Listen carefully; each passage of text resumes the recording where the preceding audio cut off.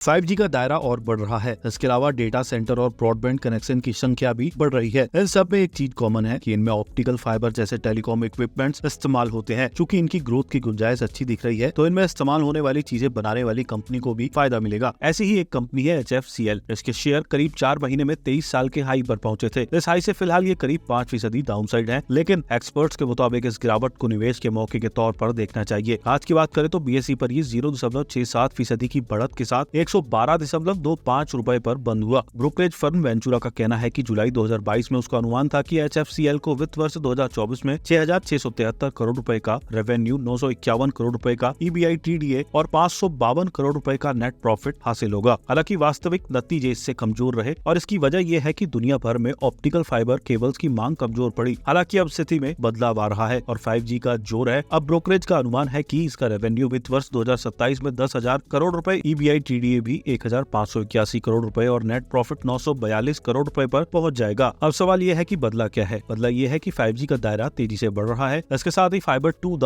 Home और data centre भी बढ़ रहे हैं। इससे टेलीकॉम ट्रांसमिशन से जुड़े प्रोडक्ट्स की मांग में इजाफा होगा। इसके अलावा HFCL के लिए बदलाव ये है कि अब इसने रेलवे पर फोकस करना बंद कर दिया है, क्योंकि उसमें प्रोजेक्ट पूरा होने में बहुत समय लगता है। इसके अलावा डिफेंस सेक्टर की तेजी से भी इसके कारोबार को सपोर्ट मिलेगा, क्योंकि राइफल के लिए electro optics, ground surveillance radars और नाइट विजन डिवाइसेस इत्यादि की मांग बढ़ेगी। कंपनी 1,400 करोड़ रुपए का कैपिटल एक्सपेंडिचर कर सकती है। इन सब बातों को देखते हुए ब्रोकरेज फर्म वेंचुरा ने 163 रुपए के टारगेट प्राइस पर खरीदारी की रेटिंग के साथ इसकी कवरेज शुरू कर दी है। HFCL के शेयर पिछले साल 26 अक्टूबर 2023 को एक साल के निचले स्तर 61.52 रुपए पर थे। इस लेवल से 4 ही महीने में ये 51% अधिक उछलकर 27 फरवरी 2024 को 117.75 रुपए पर पहुंच गया, जो इसके शेयरों के लिए 23 साल का हाई है। हालांकि ये तेजी कायम नहीं रह सकी और फिलहाल इस लेवल से ये करीब 5% डाउनसाइड है।